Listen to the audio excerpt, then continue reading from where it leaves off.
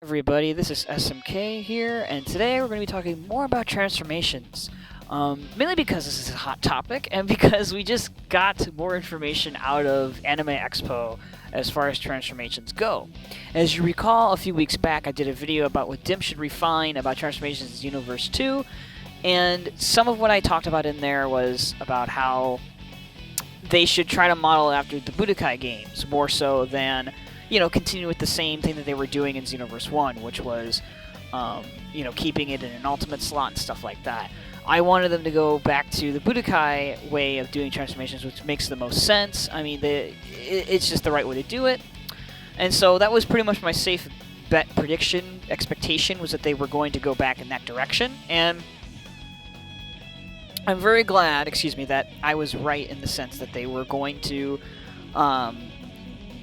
do that. They definitely have gone back and they've made it work kind of just like Budokai. It's still slightly different in its own way, however, and we'll touch on that in a moment. But first, I want to talk about how I was correct in saying that they were not going to rework the key system or how the key bar works. Like they weren't going to make it so it was going to work like Budokai 3's key bar system does, where there's base key bars that each character has. They start off with 3 for the most part. There were some characters that had more base key bars because they either didn't have a transformation or they were that was supposed to represent how strong they were based on like the anime or manga, based on the source material. And each transformation that you had, that would give you an additional key bar. So like what you're seeing in this video right now, Trunks is Super Saiyan. He originally, or Super Saiyan 2, I think, one of the two. He's one of those right now. He originally started with only 3 bars of base key bars, but because he transformed, he got an additional base key bar, which what that basically does is that prevents him from losing his transformation as long as he's above that threshold of key bars. If he's below that threshold and he's in the red with his key bars, like if he has 1 key bar remaining and he's in the red and he gets knocked down, he'll lose that transformation. So that's how that worked in Budokai 3 and Infinite World, and what you see back in the background is Infinite World right now. So that was one of the things that I was correct about, that we know now. They've basically kept the way the key bar works from Xenoverse 1. Okay, the next thing from that video that I said that they would do, and this is pretty much everybody said they would do, it was pretty obvious they would do it, is that they would remove the super ultimate spam that Super Saiyans were able to do in Xenoverse 1. And that was pretty obvious that was going to go, and I'm glad it's gone, and everybody else is, because it was really stupid, and no one can really believe that Dimps did that. Like, I still can't believe it, because it was going to be abused. It was going to. It's just a matter of it's just obvious. Like, I just don't understand why they did not see that coming. Like, it just seemed like it was a way for them to design certain missions to only be beatable with a Super Saiyan. Like, it was a way to skirt actual game design for some of their missions. So that's why that was probably there in the first game or something like that. There was a small doubt that they wouldn't change it because of that kind of reason, or maybe because they weren't aware of how abusive it was, but there was no way that was going to happen. Like, that was like the loudest and largest complaint everybody made about the first game. And it was so prevalent online too, of course. Okay, so going back to the key bar system again, I have to talk about how it works in relation to transformations as opposed to how Budokai 3 Infinite World does it. Basically, because it's just one large bar of key with individual, bars, to signify how many, bars of key you need to do something. In Xenoverse 2, they've decided that in order to transform into Super Saiyan 1, you need 3 bars of key. Okay? And that is pretty similar to how it is in Budokai 3 and Infinite World. You need a certain amount of key bars to transform. However, once you transform into that form, you're locked into that form. As far as I know, you don't lose that form under any circumstance. Other than, I guess, when you've completely maybe drained your key bar all the way down to 0, I think you might lose it, but I haven't seen that happen yet. So that's just an assumption on my part. The other way you can get out of it is if you de-transform on your own. There's a way to de-transform while you're still transformed, so that's pretty cool. You can, swap in and out of it. That's pretty neat. But other than that, there's no way you can lose the form. Like, you can't lose the form like you can in Budokai or Infinite World or... I can't remember if you could lose it in Tekaichi or Raging Blast, but you could do a manual sort of de-transformation and transformation you could swap out whenever you wanted. And then to get Super Saiyan 2, you need 4 to 5 bars of ki. I think it's 5 bars.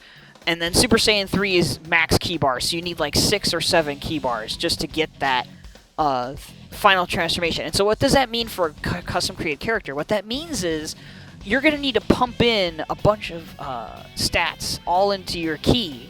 You're going to need to put in, I think, about like 75 attribute points just to get 7 bars of ki. So that means you're going to be pumping all those stats in there. And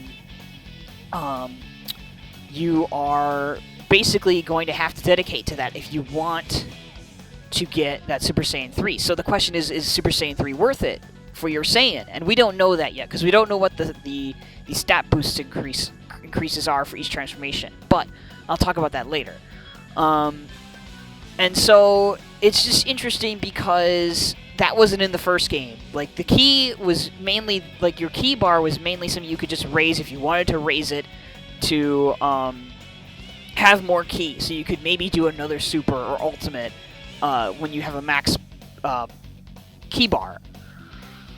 So that makes the ki bar have more use as far as a stat goes. And another decision the player has to make about their Saiyan or whatever.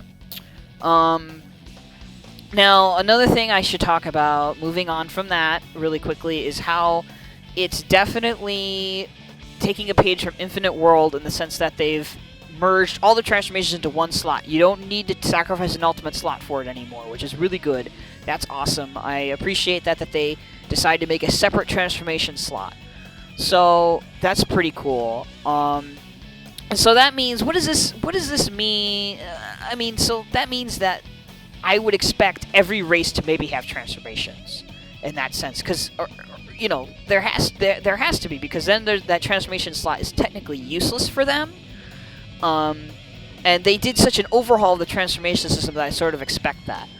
And that reminds me to talk about stat boosts. We don't know what the stat boosts really are right now.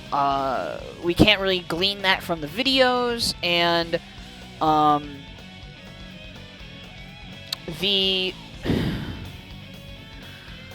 it could be like Budokai or Infinite World, where it's just like, okay, if your first stage of Super Saiyan gives you like a 10% boost, and then in your attack stat, and then Super Saiyan 2 might be a 5% boost, so that would be 115% then total.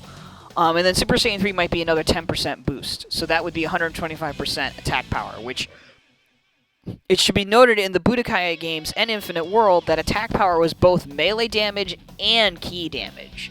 Whereas in this game, those two stats are separated. So it makes me wonder how that'll work. Like, are they going to just do 5% increases just to both stats? Or will they do that full 10% for both stats? It's very, very interesting. So we won't find that out anytime soon. Probably not till the game comes out. Another question to ask is, what does this mean for Kaioken? I think Kaioken might actually be reworked. I think they might actually not make that a skill. I think they'll make that a transformation instead this time around. And I think it might be based on your stamina still. And so that would then be an opposite decision to make. Like, do you pump a bunch of your attribute points into stamina to make use of Kaioken? And then that way, if you have 3 bars of stamina, you can then transform into Kaioken. If you have 5 bars of stamina, you can transform to Kaioken times 3. And then if you have max stamina, you can transform into Kaioken times 20. That would be really cool, and I think a good way to sort of like give a use for each of those stats beyond just like increasing their bars so I have more of something. So it'd be a really crucial decision to make between whether you want Kaioken or some other transformation. And speaking of other transformations, what does this mean for other transformations? Basically, it means that they are probably in the game, beyond just Kaioken and unlock potential and whatnot. I have a feeling the other races might have transformations. Otherwise, there would be some huge imbalances there if they don't. So we'll have to see about that. And so the ultimate question, finally, before to end this video on, is have DIMS made the right choice? Did they make the right decision with transformations? I would say yes, they did.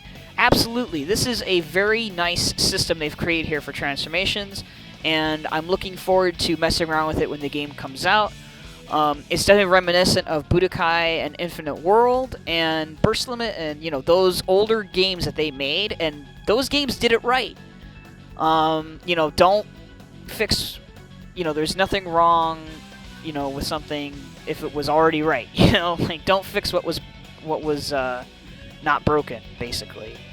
God, I'm so I'm so out of it right now.